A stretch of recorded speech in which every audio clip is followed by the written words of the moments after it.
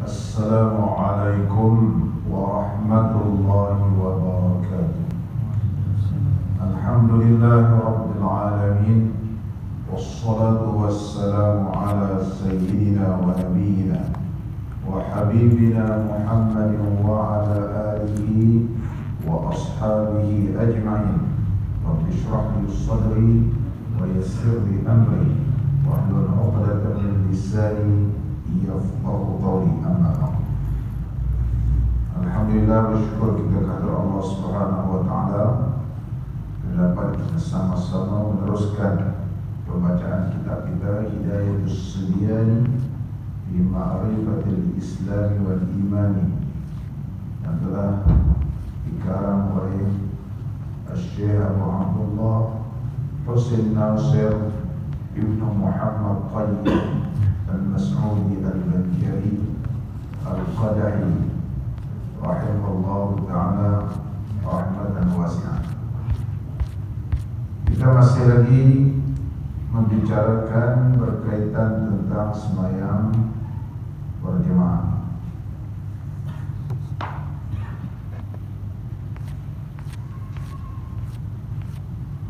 Qala al-musannif rahimahullahu ta'ala wa nafa'ana Allahu bi ulumihi fid darain amin.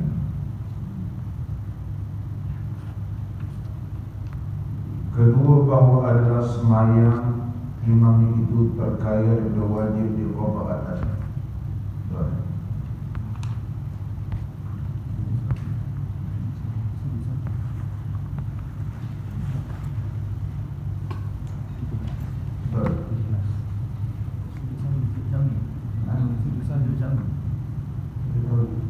Ya, sembahyang berjemaah dulu.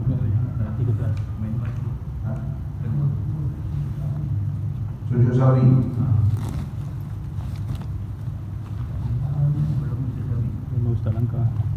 Oh, sebenarnya sujud sahwi. Sembahyang jemaah pun ada kan?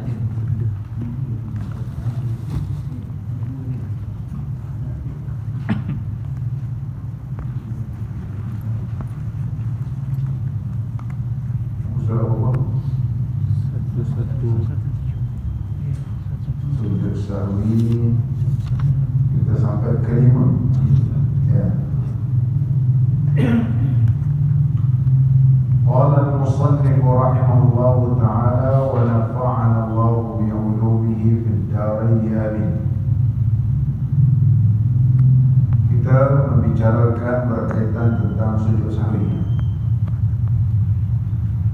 Kelimanya sebab syak ia pada sembahyangnya yang diihtimal akan lebihnya, seperti syak ia tidak orang yang sembahyang pada sembahyang 4 rakaat, umpamanya adakah ia sembahyang 4 rakaat atau 3 rakaat, hendaklah ia ambil yang yakin, iaitu 3 rakaat.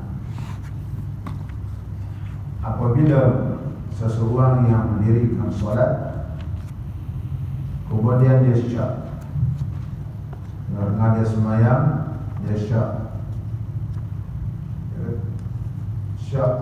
3 rakaat ataupun 4 rakaat. Katakan dia sembahyang pada zuhur, dia syak 3 rakaat atau 4 rakaat, 3 rakaat atau 4 rakaat, maka hendaklah dia ambil yang yakin. Yakin ni apa? 3. Yang syaknya ialah 4. 3 tu pasti yakin. Yang syak itu ialah 4. Oleh sebab itu Nabi SAW telah mengingatkan kepada kita pada dalam hadisnya yang telah kita bacakan pada pengajian yang lepas, idza syakka ahadukum, apabila syak seseorang di antara kamu, maka falyabnil yaqin, maka hendaklah dibina atas yakin, wal yatrahil syakka, dan dibuangkan syak. Yang yakin ialah 3, maka kita tambah 1 rakaat dan tambah 1 rakaat, dan selepas kita memberi salam, sunat kita sujud sahwi. Di dalam mazhab kita Al-Imam Syafi'i, Kalau syak dari sudut bertambah ataupun syak dari sudut berkurang, hukumnya sunat. Hukumnya tetap sunat. Ada setengah di kalangan mazhab, kalau sekiranya syak dari sudut lebihnya rakaat, ternyata bahawanya memang lebih rakaat, maka hukumnya ada yang wajib sujud sahwi. Tapi kita tak bahaskan dalam mazhab yang lain. Di dalam mazhab kita Al-Imam Syafi'i, sama ada syak itu dia jadi kurang ataupun syak itu dia sudut dah terlebih.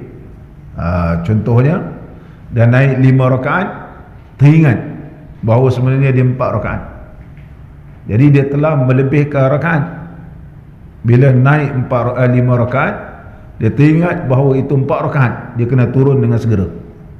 Maka turun dengan segera ni, dan sunat dia sujud sahwi.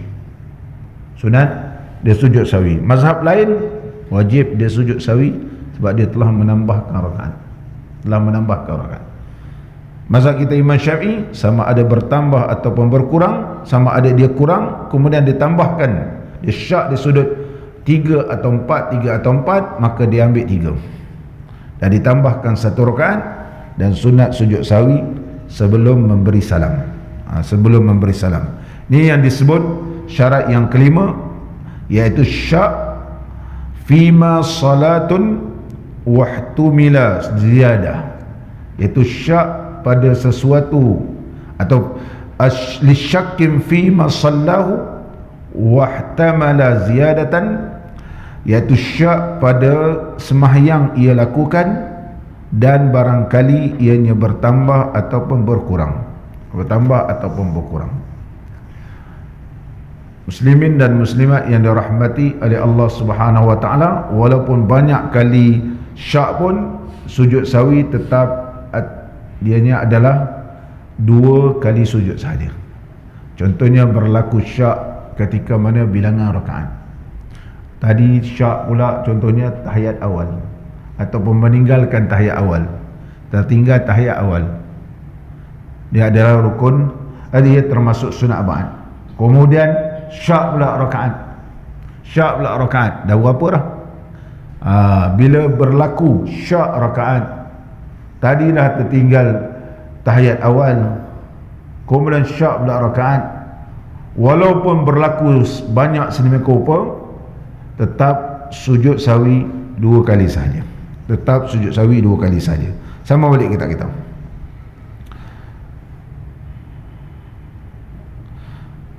Maka hendaklah ia ambil yang yakin, iaitu 3 rakaat. 3 rakaat. Ini mengikut dalam kaedah fiqh yang menyebut al-yaqinu la yuzalu bisyakki. Al-yaqin la yazulu bisyakki ataupun la yuzalu bisyakki. Yakin tidak boleh dihilangkan oleh syak. Maka bila dia yakin, syak ini tidak dapat mengatasi dia. Contohnya dia yakinkan 3, maka 3 lah. Maka hendaklah diambil yang 3 kemudian ditambah 1 rakaat. Apa keadaan pun, sama ada kita mengambil uduk, sama ada kita contohnya tawaf contohnya. Jadi kita syak pusingan yang keempat atau pusingan yang kelima. Yang yakin ialah yang keempat. Barangkali berlaku begitu. Ataupun sa'i, pusingan yang ketiga atau pusingan yang keempat, maka kita hendaklah mengambil yang yakin. Yang kurang itu adalah yakin, yang banyak itu adalah syak. Begitu juga seorang ianya syak, contohnya dia ceraikan isteri ke tak cerai, bergaduh, isteri minta ceraikan saya, contohnya bergaduh, tak terlapas-lapas cerai ataupun tidak, isteri pun tak dengar. Dah tu kemudian berbaik semula, dia tanya isteri dia, tadi abang dia cerai awak tak? Entah, saya pun tak tahu, aku cerai ke tak cerai. Betul. Jadi syak sama ada cerai ataupun tak cerai kembali pada asal. yang disebut sebagai al-aslu, iaitu asalnya tidak berlaku cerai, maka dinamakan istishabul asli, iaitu hendaklah digabungkan kepada asal, sebab asalnya ialah tak ada cerai. Walaupun begitu, sunat merujukkan isteri dia, sunat merujukkan isteri, tapi prosedur merujukkan ini tidak ada dalam undang-undang, tidak ada dalam undang-undang, iaitu syak dari sudut cerai ataupun tak cerai dalam mazhab kita Imam Syafi'i, iaitu sunat, sunnah lahu ar-raj'atu, sunat baginya rujuk semula. Tetapi dari sudut undang-undang tidak ada peruntukan sedemikian rupa, tidak ada peruntukan sedemikian rupa. Dan begitu juga dia syak sama ada dia cerai dua ataupun satu, cerai dua ataupun satu. Memang dia yakin berlaku perceraian, tapi dia syak sama ada cerai satu atau cerai dua, maka dia ambil yang yakin, iaitu cerai satu. Naklah dia ambil yang yakin, iaitu cerai satu, yang dinamakan istishabul asli, digabungkan kepada asal. Contoh, kita lepas sembahyang fardu maghrib, kita pun duduk menuntut ilmu, mengaji kitab Hidayatus Sibyan. Dah habis nanti contohnya berlaku syak pada kita, aku ni ada uduk ke tak ada uduk, ada uduk ke tak ada uduk. Tadi waktu sebelum datang sembahyang maghrib makan buah nangka contohnya, jadi perut berangin tengah sembahyang tadi gitu. Jadi ada uduk tak ada uduk, hukum asal ada uduk, dan tidak ada di sana tanda-tanda yang membatalkan uduk. Kalau dia rasa nak terkentut, dah lama dia terkeluar, tambah kalau pasal kau ni kentut berbau pula contohnya, dan tu dia keluar, itu dia punya qarina ataupun tanda-tanda alamat yang menunjukkan bahawa kalau dia kentut mesti dia keluar, maka diambil hukum adat atau hukum asal, iaitu ianya masih ada wuduk. Kalau dia sembahyang untuk isyak, sembahyang adalah sah. Ini namakan al-yaqin la yazulu bisyakki, al-yaqin la yazulu bisyakki, yakin tidak boleh dihilangkan dengan syak. Muslimin dan muslimat yang dirahmati oleh Allah Ta'ala, dan ditambah satu rakaat lagi apabila dia ambil yang yakin, iaitu 3 rakaat, sedangkan sembahyang itu ialah sembahyang 4 rakaat, maka hendaklah ditambah satu rakaat lagi, iaitu yang disyak akan dia, yang disyak yang 1 rakaat tadi hendaklah ditambah, kerana asalnya tiada ia mengerjakannya, maka dia ambil hukum asal, asalnya macam dia tak lakukan, oleh sebab itu perlu ditambah 1 rakaat lagi. Setelah ditambah 1 rakaat sebelum memberi salam, dan sunat sujud sahwi, dan sunat sujud sahwi.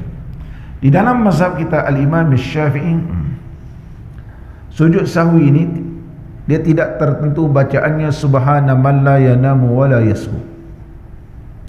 Sekiranya kita tertinggal ataupun kita syak, ataupun kita lupa, dua, syak ataupun kita lupa. Syak sama ada kita kurang rakaat ataupun lebih rakaat, ini berlaku syak. Ataupun kita terlupa. Terlupa yang mana? Contohnya terlupa membaca tasyahud awal, kita sekadar membaca tasyahud awal wa asyhadu anna Muhammadar Rasulullah, tapi terlupa membaca selawat ketika tasyahud awal, Allahumma salli ala Muhammad, dia adalah sunat ba'ad pada tahiyat awal.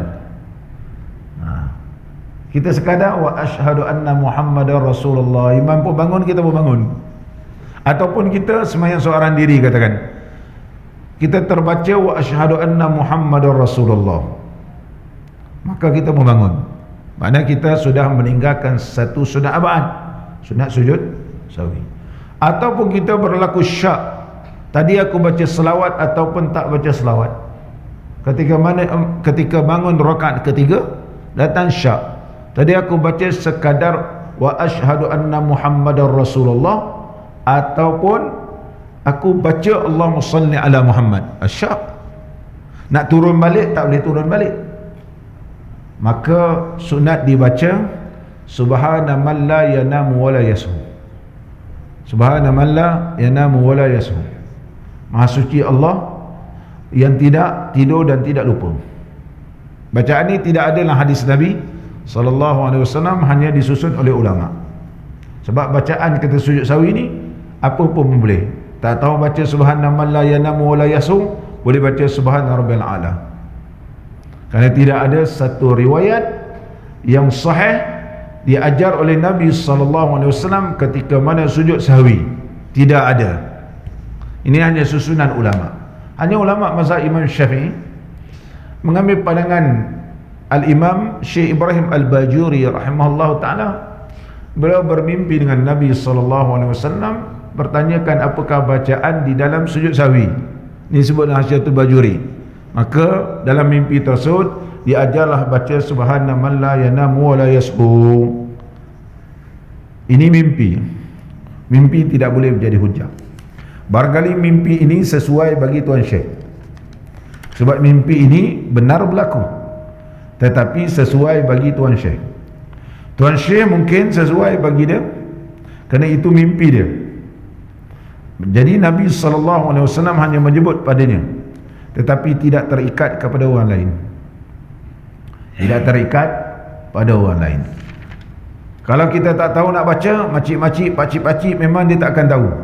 Terutama jarang berlaku. Bila sampai sujud sahwi dia ingat subhana subhana subhana.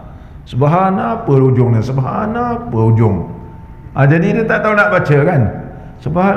Subhana man la, jangan berlaku. Subhana man la yana apa dia kata. Jadi dia tak tahu. Jangan susah hati baca subhana rabbil a'la. Di dalam pandangan mazhab Syafi'i juga, contohnya Syekh Nawawi Bantani, bacaan dia tak sama.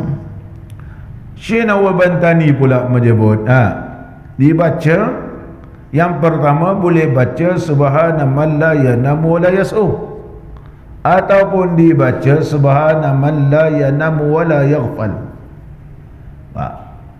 Maha suci Allah yang tidak tidur dan tidak lalai. Sebab dia lalai, tadi lupa, ni lalai. Bacaan tak sama. Syekh Nawawi menyebut, wa idza waqa 'amdan fal aliq wa alistighfaru.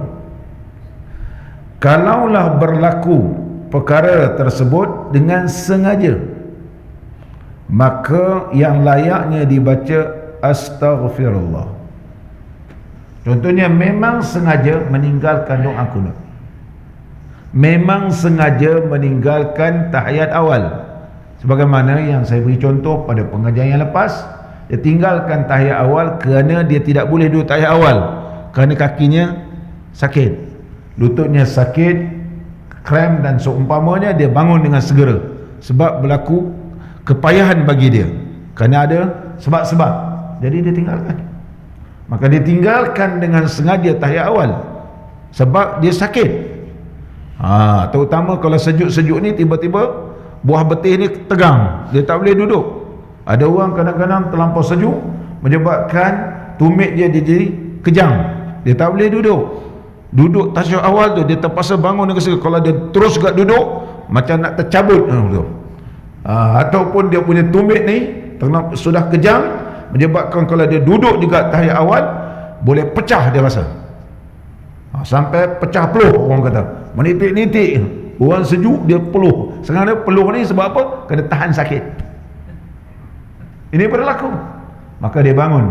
Dia bangun itu dengan sengaja. Apa nak baca? Ketika sujud sahwi dibaca astaghfirullah, astaghfirullah, astaghfirullah, astaghfirullah. Jadi oleh sebab Nabi SAW tidak menentukan bacaan di dalam sujud sahwi, apa bacaan pun boleh. Apa bacaan pun boleh. Mana terpulang. Kalau ianya dengan sengaja, astaghfirullah. Kalau ianya dalam keadaan terlupa, subhana man la yanamu wa la yas'u, ataupun subhana man la yanamu wa la yaghfal. Ini mazhab kita lebih fleksibel dalam bacaan ketika sujud sahwi. Berbeza di kalangan mereka yang taksub dengan Ibn Taymiyah. Mereka yang taksub dengan Ibn Taymiyah, sehingga Ibn Taymiyah mengarang satu kitab sujud sahwi. Dia kata tidak ada bacaan lain, maka dibacakan subhana rabbil a'la. Kalau kita tanya, kalau hidup Syekh Ibn Taymiyah, kita tanya contohnya, macam mana pula entah boleh tentukan subhan rabbil a'la? Ada Nabi SAW mengajar bacaan ketika sujud sahwi subhan rabbil a'la? Tak ada. Oleh sebab itu, kita jangan ta'assub kepada satu-satu pandangan. Ada orang ta'assub Ibn Taymiyah. Ibn Taymiyah pun manusia, ada betul, ada tak betul. Begitu juga mazhab kita Al-Imam Syafi'i, tetapi kita beradab dengan imam. Kita beradab dengan imam. Contohnya Imam Nawawi, banyak pandangan beliau tidak sama dengan Imam Syafi'i. Itu perkara biasa. Tetapi beradab tidak menyebut imam itu salah, tapi menyebut terlebih sahihnya begini. Terlebih sahihnya begini.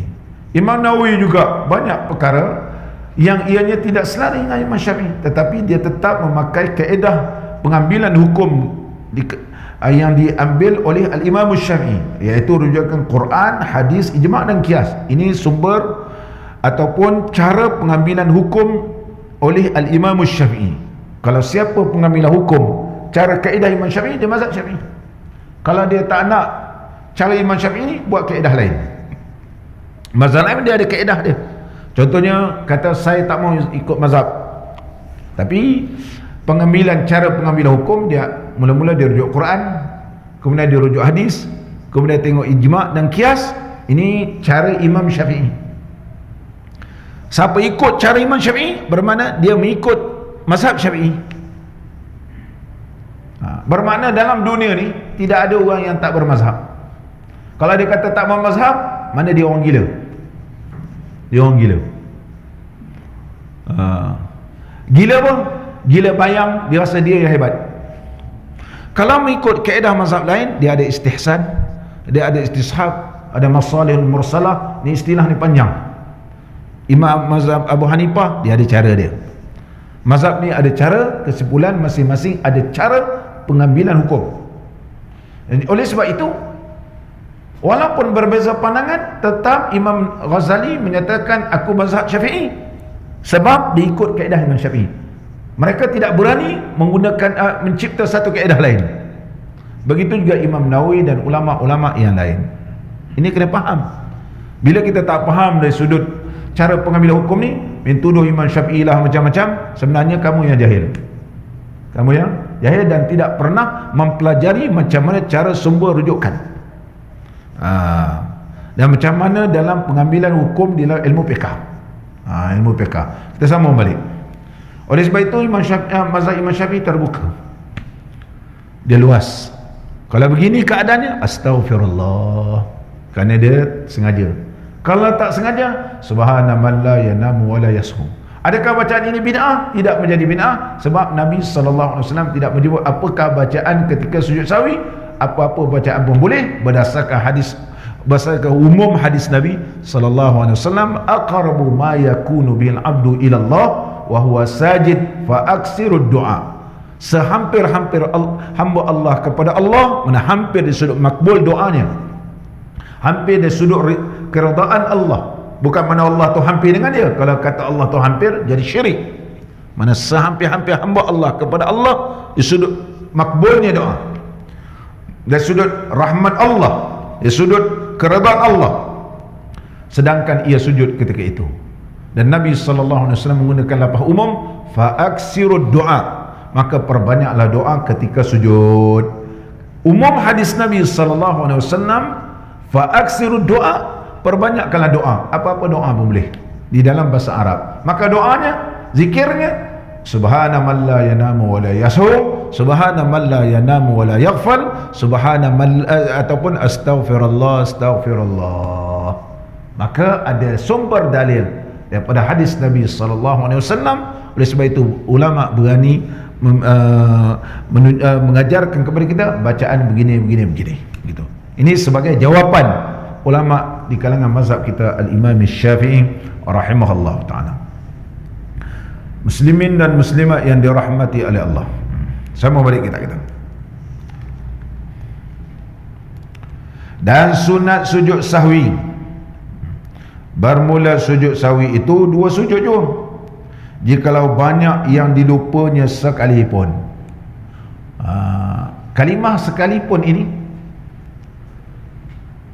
di dalam hukum fiqh ada dua makna. Yang pertama, sekalipun ini memberi maksud terdapat khilaf dalam pembahasan ini. Terdapat khilaf. Ada ulama mengatakan bahawa contohnya benda ini khilaf, kalau banyak kali lupa, banyak kali sujud, contohnya. Contoh. Tetapi pandangan itu tak betul, sebab Nabi sallallahu alaihi wasallam hanya mengajar 2 kali sujud. Maka tidak ada khilaf. Walaupun banyak kita tinggal, tetap 2 kali sujud, bermakna sekalipun ini ialah memberi maksud menyempurnakan permasalahan yang dibahas.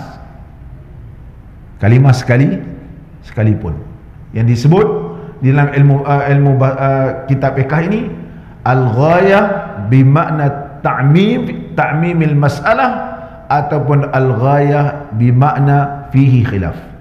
Kalimah sekalipun itu ada kalanya memberi maksud menyempurnakan permasalahan yang dibahas. Apa dibahaskan nak sempurna? Bahawa kalau orang tanya, kalau banyak kali lupa macam mana tuan Syekh? Banyak kali lupa macam mana? Apa banyak yang tertinggal, sunat abad tertinggal, udah tu tadi lupa pula syak di sudut bilangan. Walaupun banyak, disempurnakan permasalahan ini iaitu 2 kali sujud sahaja. Itu cara pembacaan kitab fiqh. Kalimah sekalipun bukan sengaja ditulis sekalipun. Itu dia. Dan tempatnya, di mana tempat dia?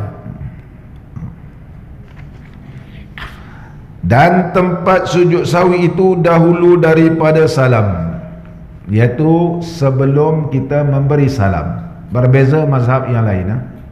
Mazhab yang lain iaitu lepas salam pertama baru sujud sahwi. Mazhab yang lain, Assalamualaikum warahmatullahi, Allahu Akbar. Kita mazhab Syafi'i tak boleh ikut. Kalau kita ikut juga batal semayang. Kenapa? Kita beriktikad bila dah beri salam pertama dah keluar semayang dah, kemudian kita sujud juga, maka batal semayang kita. Apabila kita berimam kepada mereka yang bermazhab sedemikian rupa, hendaklah kita berniat mufaraqah, tak mau ikut dah. Oh, ikut. Inilah mazhab kita. Contohnya kita pergi Mesir ataupun kita pergi ke negara-negara yang bermazhab Hanafi seperti India, begitu. Sebab Mesir ni semua mazhab ada. Ada yang bermazhab Maliki, ada mazhab Hanafi, paling besar iaitu mazhab Syafi'i. Masjid-masjid yang di bawah kementerian agama dia mazhab Syafi'i. Kalau masjid kecil-kecil macam ni biasanya mazhab Hanafi. Kalau masjid besar-besar, undang-undang dia mazhab Syafi'i. Masjid Semabuk contohnya, Masjid Al-Azim. Yang kecil-kecil kebanyakan Hanafi. Ada Hanafi, ada Maliki, dan sedikit Hambali. Hambali paling banyak ialah di Saudi. Masjid-masjid macam ni tak ada baca doa kunut. Kadang dia baca, kadang tak baca. Tapi masjid besar tiap-tiap hari memang baca doa kunut. Sebab di sana begitu. Dari sudut undang-undang kekeluargaan ini, undang-undang ahwas sasiah, ialah mazhab Hanafi. Mazhab Hanafi di negara Mesir. Tempatnya iaitu dahulu daripada salam, sebelum kita beri salam. Dah salam, habislah semayang. Kemudian daripada sempurna tahiyat akhir. Syarat mesti dah habis tahiyat akhir. Duduk seperti duduk tahiyat awal. Kalau kita nak sujud sawi, maka duduk kita ialah duduk seperti tahiyat awal, ataupun duduk seperti antara 2 sujud, yang duduk seperti tasyahud akhir. Sebab kita belum tasyahud akhir, belum lagi nak beri salam. Nanti selepas kita sujud sawi, sujud pertama dah duduk antara 2 sujud, sujud kali kedua, kemudian kita bangun nak beri salam, duduk seperti tasyahud akhir. Dan selawat padanya. Tahiyat apa maksud? Iaitu tahiyat sekadar wa ashhadu anna Muhammadar Rasulullah. Itu tahiyat. Kemudian bila berada tahiyat akhir, selawat ke atas Nabi SAW itu rukun. Allahumma salli ala Muhammad.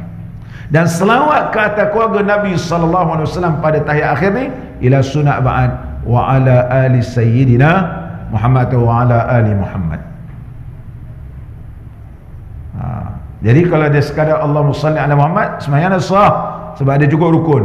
Tetapi sunat sujud sahwi kerana dia meninggalkan wa ala ali Muhammad, iaitu tidak berselawat ke atas keluarga Nabi sallallahu alaihi wasallam pada tasyahud akhir. Tetapi pada tahiyat awal, Allah wa asyhadu anna Muhammadar Rasulullah, tu sunat ba'an. Nama tahiyat awal Allahumma salli ala Muhammad, itu sunat ba'an ketika tahiyat awal. Dan wajib niat padanya, mesti ada niat sujud sahwi. Kita tidak, kalau tak ada niat sujud sahwi, batal sembahyang. Sebab apa batal? Sebab menambahkan rukun. Mesti ada niat itu sujud sahwi.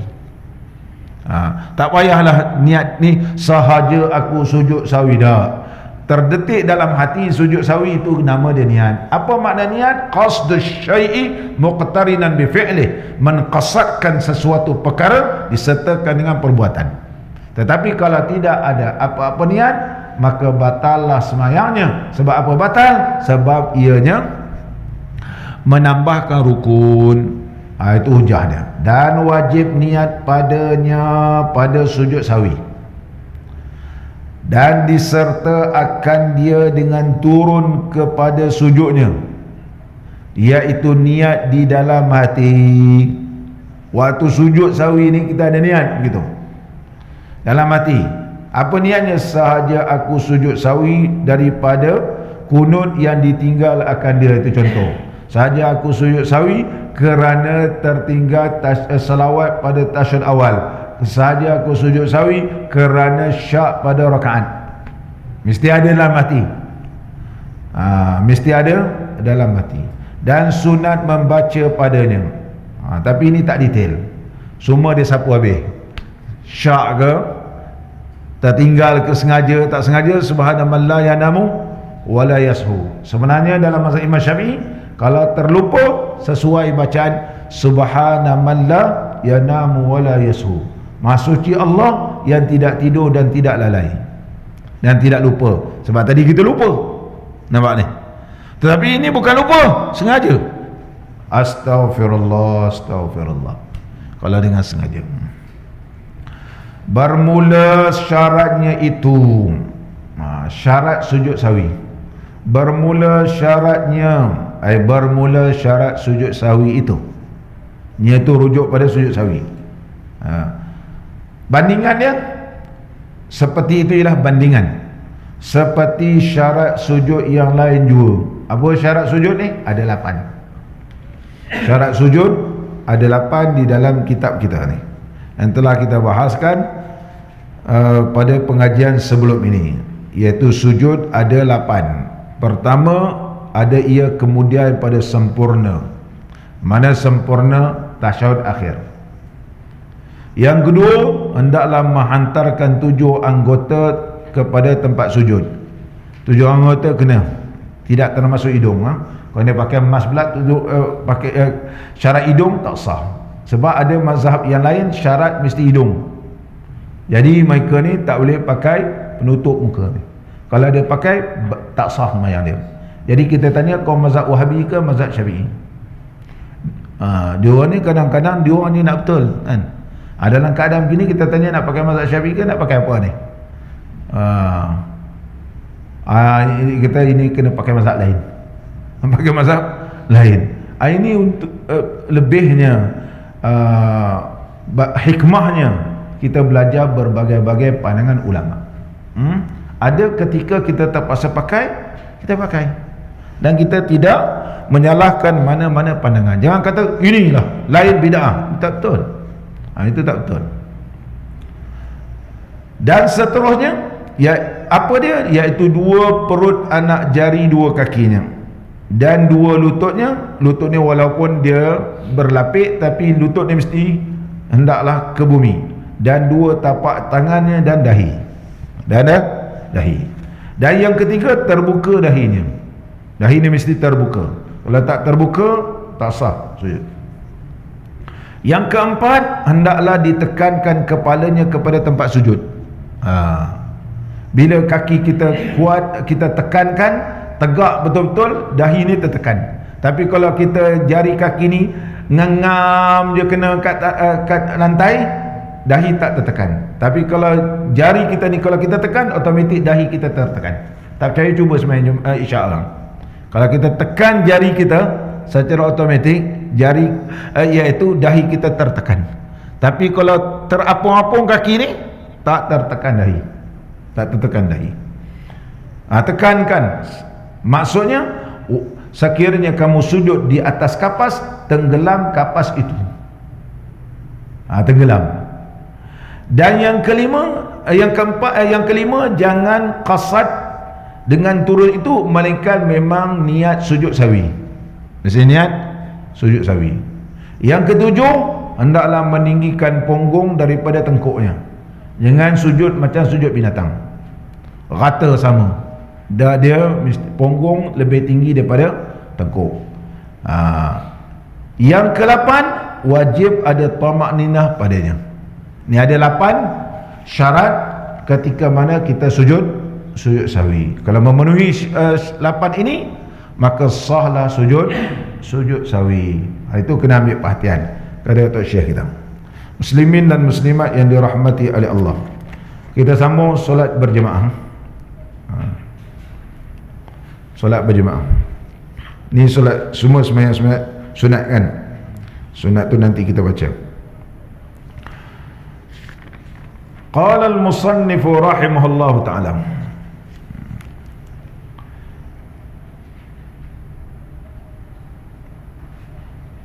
dan hasil fadilat berjemaah itu selama mana imam belum beri salam. Yang pertama, yang lain pada Jumaat. Ini telah kita bahaskan.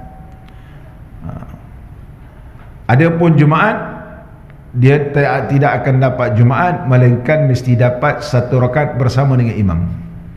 Mesti dapat 1 rakaat. Man adraka raka'atan, barang siapa dapat 1 rakaat sembahyang Jumaat, maka dapatlah dia Jumaat. Kalau dia tak dapat 1 rakaat bersama imam sembahyang Jumaat, maka hendaklah menyempurnakan sembahyang fardu zuhur. Dia ikut, tetapi hendaklah menyempurnakan 4 rakaat sembahyang fardu zuhur, kerana dia tidak dapat Jumaat. Ini kita sambung syarat yang kedua. Betul? Keduanya, bahawa adalah sembahyang imam itu terkaya daripada wajib diqada atasnya. Syarat kita nak sembahyang berjemaah, imam yang kita ikut itu sembahyangnya adalah sah. Apa maksud sah? Sembahyang dia tidak akan diqada kalau dia sembuh. Contoh, dia imam ini sembahyang, tetapi sembahyang dia wajib diqada. Contoh, kalau dia bertayamum kerana sejuk. Dia bertayamum kerana sejuk. Kita tanya, Tok Imam, kenapa tayamum? Kenapa tayamum? Allah Akbar, Allah Akbar. Azan.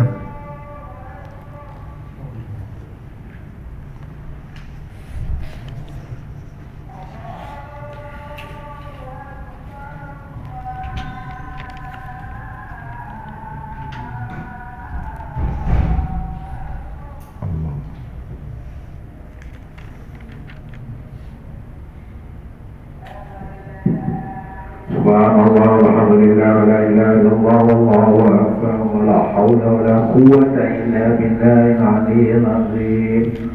Allahumma salli ala sayyidina Muhammad wa ala alihi wa sahbihi wa sallim ya karim. Allahu akbar, Allahu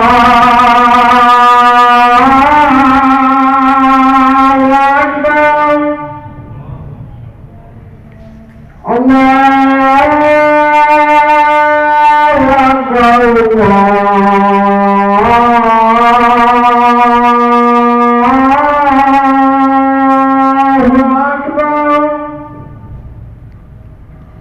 أشهد أن لا إله إلا الله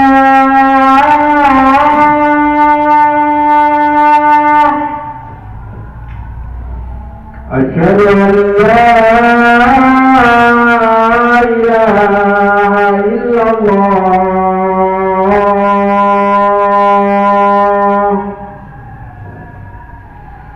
أشهد أن محمدا رسول الله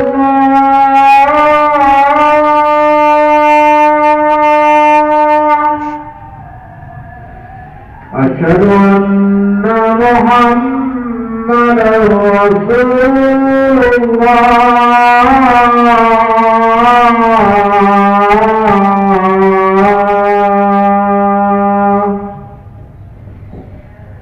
حي على الصلاة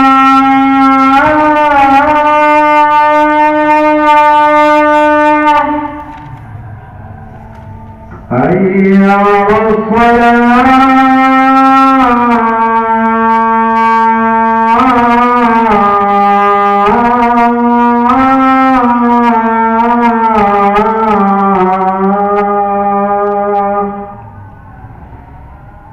حي على الفلاح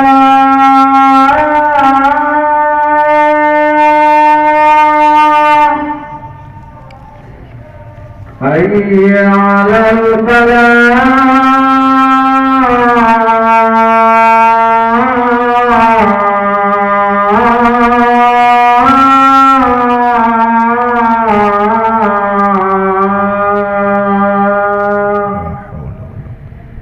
الله أكبر الله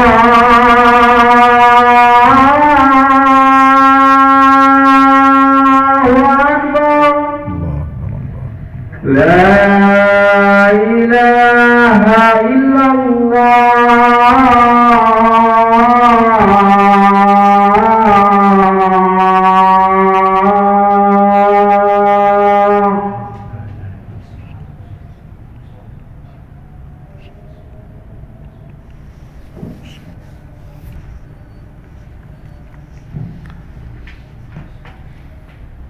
Di antara syarat sah berjamaah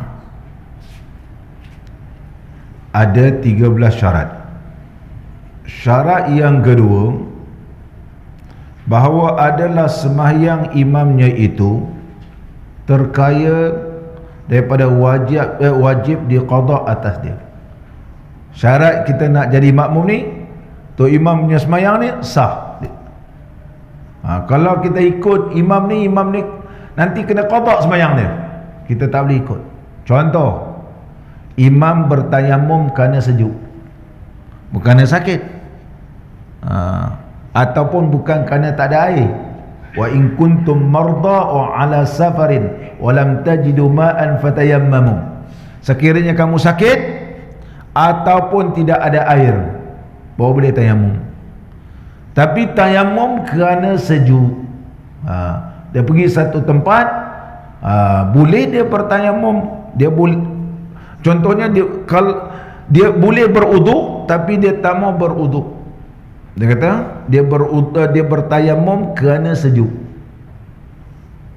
Tapi kalau dia bertayamum kerana takut mudarat bila dia beruduk, mana dia takut, iaitu takut sakit, tak apa. Contoh kita pergi negara yang mana negara ni sejuk, kalau kita buka baju kita ada 3 lapis payah. Dah tu kalau kita tak, contohnya kalau kita basuhkan tangan kita menyebabkan kita kena penyakit rheumatism dan sebagainya, bahaya. Katakan begitu. Jadi kita bertayamum kerana takutkan mudarat pada diri, itu lain. Tapi kita bertayamum kerana sejuk. Kita tanya, kenapa abang tayamum? Sejuk. Dia kata sejuk. Jadi semayang dia ni kena qada. Kena qada. Itu kena tahu. Kalau orang yang pergi ke negara-negara sejuk, jangan berniat tayamum kerana sejuk, tapi kena tayamum kerana takut mudarat. Mudarat. Kalau kita sejuk sangat nanti, ambil uduk sampai jari kita ni. Saya kesan ni sampai sekarang kesan. Sebab saya ambil uduk juga, masa tu di Turki terlampau sejuk, sampai sekarang dah hampir berapa tahun dah, lebih pada 3 tahun, masih ada kesan. Doktor kata ini saraf kan, potong operate kat sini, nanti kalau berjaya, tak berjaya tak tahu. Nasib bang. Kawan saya ada seorang, dia kata, Syukri ada kat Muar, tak lama je, sekejap je tu, tapi kalau berjaya, tak berjaya, kalau tak berjaya aku punya dah potong dah satu sini. Kawan saya ada 3 orang, Ustaz Zamzam contohnya, ada saraf juga, tapi dia berjaya, Alhamdulillah. Ada kawan saya di Pening baru buat serupa juga, tangan dia tak boleh saraf kan, saraf. Kesan terlampau sejuk ini boleh macam-macam orang pergi, contohnya di kutub dan sebagainya, balik habis mati semua kan. Begitulah, ditakut kerana kemudaratan. Kalau kita ambil uduk juga menyebabkan habis saraf kita nikmat dan mudarat. Ketika itu bertayamum bukan kerana sejuk, tapi bertayamum kerana takutkan kemudaratan pada diri, boleh tayamum, dan semayang tak perlu diqada. Itu kena ingat. Nanti pergi-pergi kita tak sejuk sini. Kalau dulu biasa sejuk tak apa kan. Saya masa duduk Mesir dulu mandi air, tak pun jarang mandi guna air panas pun walaupun Mesir sejuk. Tapi umur ketika itu muda. Ini umur dah 50, tak sama kan. Umur 50 nak banding macam duduk Mesir umur 20, ketika 20 lebih ketika itu, memanglah kena hujan pun tak apa. Sekarang kalau kena hujan dah pening kepala. Tak sama kan? Tak sama. Saya rasa macam duduk Mesir dulu, buat macam orang duduk Mesir, sedangkan umur dah 50, dia tak sama. Jadi ketika itu kalau kita bertayamum kerana sejuk, jadi tu imam ni kalau dia tayamum kerana sejuk, dia wajib qada. Bila dia wajib qada, kita di belakang ni tak wajib qada, maka tak boleh kita ikut dia. Tak boleh ikut dia. Yang kedua yang disebut oleh ulama, itu yang disebut oleh ulama, imam yang wajib mengqadakan semula semayang dia. Dan juga di antaranya tidak boleh mengikut orang yang wajib mengqadakan semayang kerana ia bertayamum di tempat yang biasa air ada. Contohnya tempat ni memang tak ada masalah, tapi dia pergi datang surau Al-Hakim ni, pas sampai dia tak ada air. Sedangkan barangkali dia boleh pergi beli air, dia buka depan tu boleh beli air, dan harga air pun tidak mahal, melainkan harga air melebihi harga semasa. Katakan biasa sebotol ialah RM1.30, RM1.30, naik sampai RM10, dia lebih mahal daripada minyak. Contohnya, ketika itu boleh bertayamum kerana harga air melebihi harga semasa.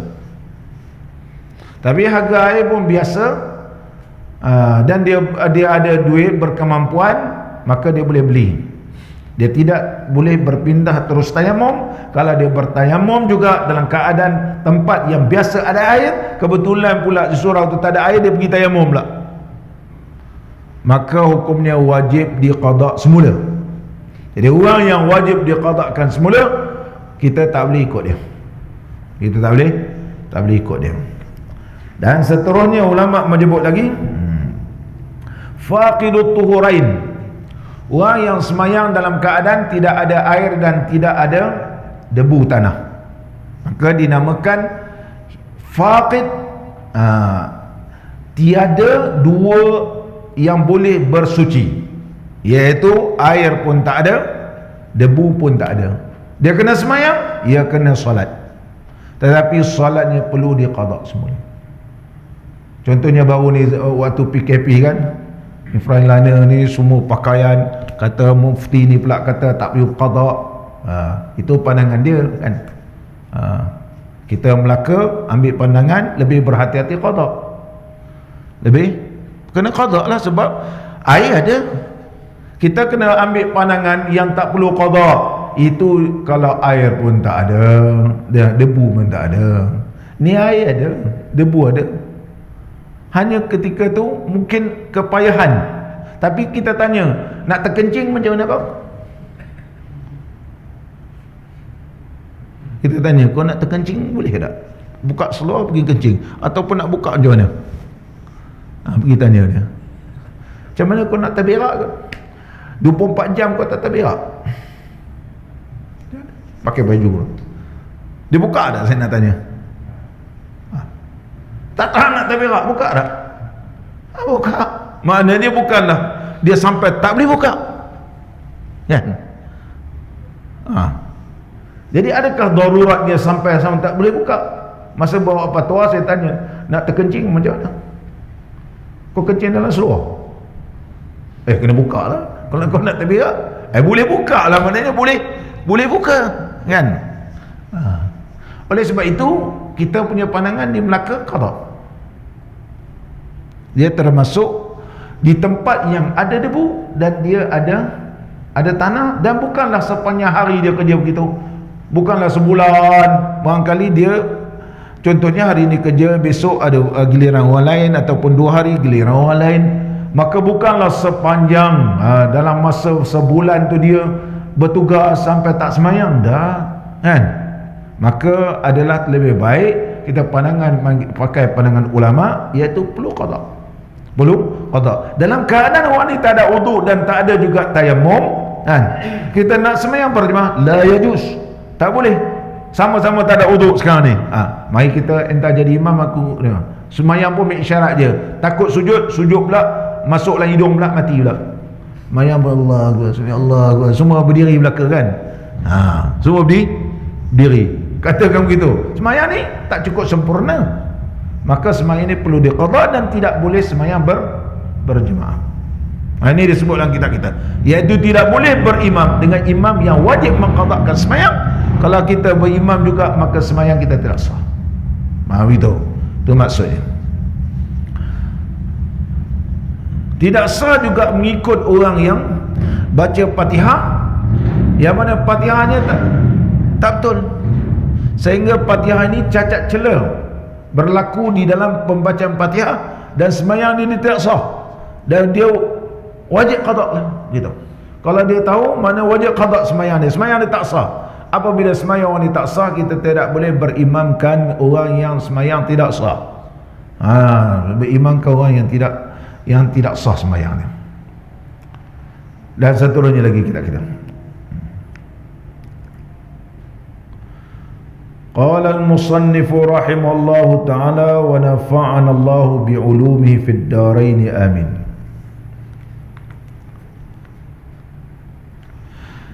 Bahawa tiada imamnya itu makmum, dan kita tak boleh ikut kepada makmum. Contoh dia kata,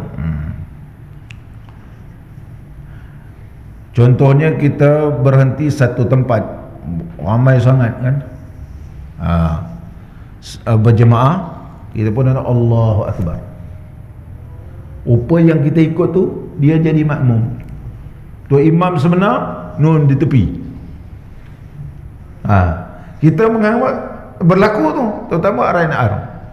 Kita ikut dia, rupanya dia ni bukan tu imam, yang dia ni ikut orang sana.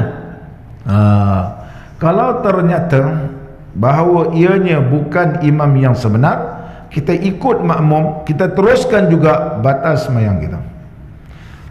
Lepas semayang kita tengok Allah, dia makmum rupanya, tu imamnya astagfirullah depan tu. Maka kita mengikut kepada orang yang menjadi makmum, semayang kita tidak sah. Semayang kita tidak sah, kecuali berada di tengah-tengah, kita perasan dia rupanya dia makmum. Tengah-tengah semayang kita perasan dia itu adalah makmum, maka ketika itu kita boleh pindah. Kita berpindah niat kita kepada imam yang sebenar. Semayang kita sah berjemaah, luput fadilat jemaah. Tengah-tengah semayang, makmum rupanya. Kita niat kepada imam yang sebenar, semayang kita sah, tetapi hukumnya ialah makruh. Muslimin dan muslimat yang dirahmati oleh Allah Subhanahu wa ta'ala, ini yang disebut oleh para alim ulama. Saya baca nas di dalam bahasa Arab, ra'a jama'atan yusalluna. Dia datang satu tempat, dia melihat ramai orang tengah semayang. Ramai orang tengah semayang. Fa zanna annahum muqtaduna bi imam. Dan dia menyangka bahawa ramai-ramai ni ikut seorang tu imam. Walam yadri ayyuhum huwa. Tapi dia tak tahu mana satu tu imam ni. Fa shalla ma'ahum. Kemudian dia semayang bersama mereka. Semayang. Summa tabayyana annahum munfaridun. Ternyata yang ramai-ramai ni pun semua semayang seorang diri. Apa begitu? Tak ada tu imam rupanya. Tambah semayang seorang kan? Tak ada tu imam. Dia menyangka ramai-ramai kan, kita pun di belakang ikut dia orang ni semayang. Tapi ngam serentak macam serentak je kan. Semua orang semayang seorang diri. Macam mana? Wajabat al-i'adatu, wajib dia mengqadakkan semayang. Ya, kata ulama, Syekh Ramli kata, lau qala halal ihtibasil imam bi ghairihi, sekiranya berlaku iltibas, atau berlaku kekeliruan. Kalau orang Kelantan kata berlaku semabu, Tok Guru kata semabu, maknanya berlaku kekeliruan, kita kesamaran. Senang, kesamaran dia suruh imam, dia berniat mengikut bagi imam daripada mereka. Tapi kalau berlaku kesamaran, diberikan. Dia tahu imam ada, tapi dia berlaku kesamaran, mana satu imam ni. Sebab sana pun ada kumpulan, sini pun ada imam pergi arah Naar. Orang ni pun datang dengan ini, orang ni pun datang, dia ikut. Kemudian dia berniat ikut dengan imam jamaah ini. Dia tak tahu imam yang mana satu, tapi dia ikut, dia berniat ikut jamaah ini. Contohnya, nawaitul qudwata, aku berniat mengikut bil imam minhum, dengan imam di kalangan jemaah ini. Sahha, maka hukum sah. Hukum sah. Kalau dia tak tahu apa orang tu ikut, aku ikutlah, maka hukum sah. Tapi sekiranya ternyata yang diikut itu makmum, kalau dia teruskan juga batas semayang, ataupun ternyata lepas semayang bahawa rupanya dia makmum, maka hendaklah diulangkan balik semula semayang. Semayang kena ulang. Tetapi berlaku di tengah, ianya boleh pindahkan niat. Boleh pindahkan niat, hasil berjemaah tetapi luput fadilat. Luput fadilat mengikut mazhab kita Al-Imam Syafi'i rahimahullah ta'ala. Satu soalan, contohnya kadang-kadang kita dah habis semayang fardu maghrib ni, kan, kita datang lewat, ada makmum belakang ni menyempurnakan rakaat yang baki, kan, kita pun belakang sebab dah terlambat, kita ikut dia. Ikut dia. Kemudian bila ikut dia, katakan macam kita ni ikut dia, mana dia imam yang kita ikut tu barangkali dia tambah satu rakaat, kita ada baki lagi 2 sembahyang maghrib. Yang kita ni pula ada orang lain pula ikut, yang belakang kita ni ada orang ikut, kan? Jangan berlaku begitu. Boleh ke tak boleh? Boleh. Mula-mula dia jadi makmum, tukar jadi imam, kan? Macam saya mula-mula contoh jadi makmum, tiba-tiba ada orang lain pula ikut, Jeffrey terlambat, ikut saya pula, saya niat jadi imam, kan? Jeffrey pula asalnya jadi makmum, saya dah salam, Jeffrey pula sempurnakan yang baki, tiba-tiba ada orang datang pula, tukar pula dia jadi niat jadi imam. Berapa pahala dia? Dia dapat 2. Satu pahala jadi makmum, yang kedua jadi imam. Mana lebih untung? Imam asal ke imam kemudian untung? Imam asal dapat pahala jadi imam. Imam yang terkemudian dia dapat 2. Dapat 2. Orang kata lebih baik aku jadi imam terakhir, aku dapat jadi imam dan aku dapat jadi makmum.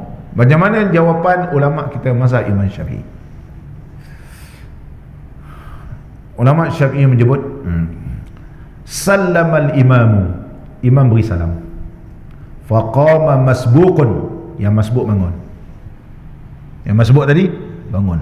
Bila dia bangun, faqtada bihi akharu, ada orang lain pula ikut dia. Yang makmum tadi, yang masbuk tadi menyempurnakan sembahyang, ada makmum pula ikut dia.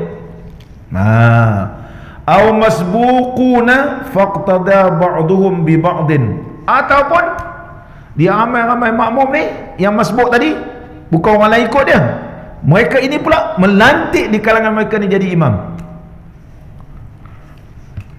Tadi contohnya ramai ada belakang ni kan, satu saf ada di belakang yang nak dia tengok Ustaz Syukri ada kan, kena sama-sama kan, pakat anak murid ni dia mengundur ke belakang.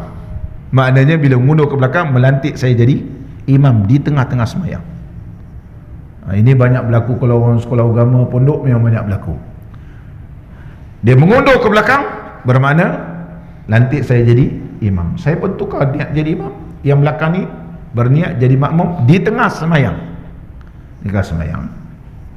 Boleh tak? Ya boleh. Hukum memang boleh. Sebab kita jarang, ataupun sini tak pernah buat kan, surau masjid kalau buat pun jadi terkejut ni. Dia kata ajaran mana pula ni, dia kata au masbuquna, ataupun yang masbuk tadi, yang baki tadi, faqtada ba'duhum bi ba'din, pakat ikut di antara mereka pula. Apa hukum? Sah fi ghairil jumu'ati, tapi Jumaat tak boleh. Jumaat contohnya dia dapat satu rakaat bersama dengan imam kan, ramai yang bangun sebab hujan lambat datang, dapat satu rakaat sama imam, ramai nampak pula Ustaz Syukri pun lambat juga. Yang lain pun pergi pergi mengundur ke belakang, seolah-olah melantik saya menjadi imam. Saya pun baca kuat untuk sempurna rakaat, satu rakaat bersama yang lain ni. Tak boleh. Lain daripada Jumaat boleh. Tapi apa hukumnya? Ma'al karahati, serta makruh, al mufawwitati li fadilatil jamaah, dan meluputkan pahala berjemaah. Tetap imam pertama banyak pahala, orang yang belakang tu hanya sah berjemaah, tapi pahala tak sama jadi imam yang pertama. Ini jawapan ulama kita mazhab al-Imam Syafi'i rahimahullah ta'ala.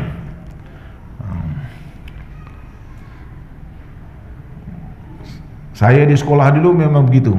Kalau terlambat je kan, ramai makmum yang sama-sama belakang, dia orang akan mengundur belakang ni.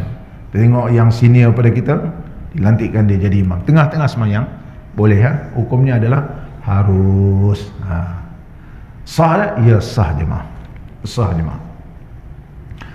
Qala al-musannif rahimahullahu ta'ala wa nafa'ana Allahu bi'ulumihi fid darain amin.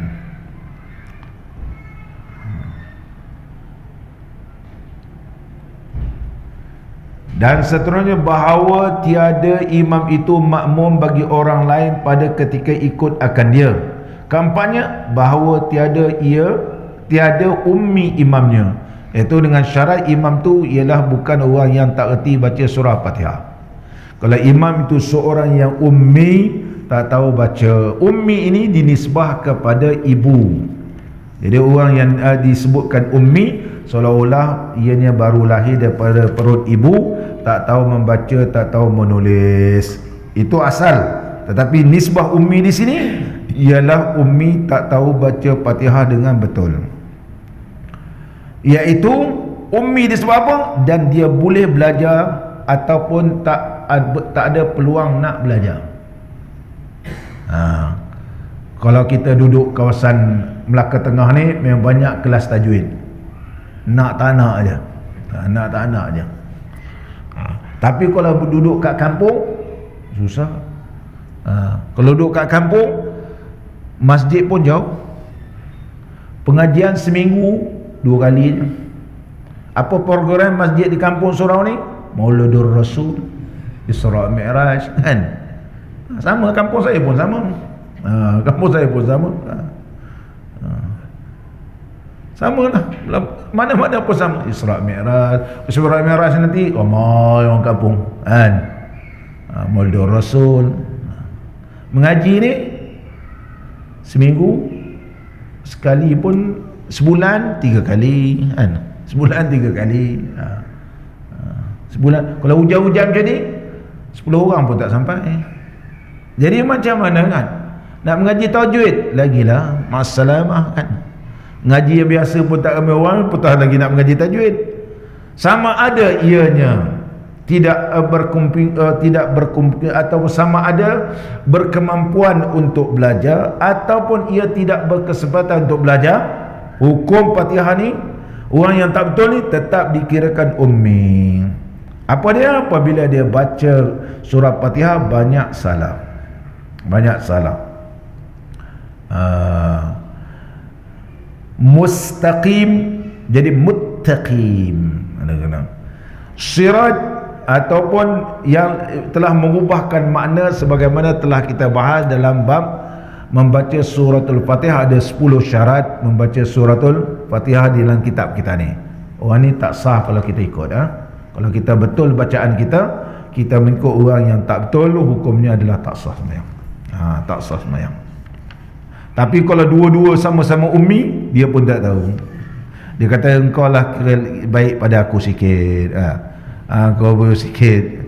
Contohnya mengubahkan ka'an yubaddila sin ta'an. Seperti mengubahkan sin menjadi ta.